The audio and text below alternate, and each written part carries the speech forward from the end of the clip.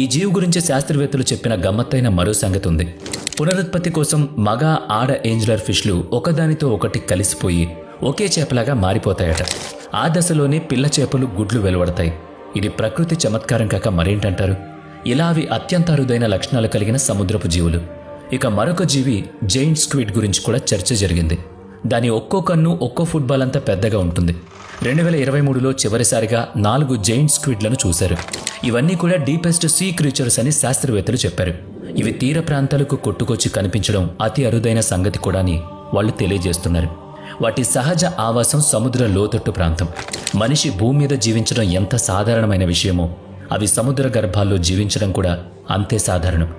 అటువంటప్పుడు ఆ లోతట్టు జలచరాలు ఇలా పైకి రావడం, మృతి చెంది కనిపించడం గతంలో ఎప్పుడూ జరిగిన దాఖలాలు లేవు.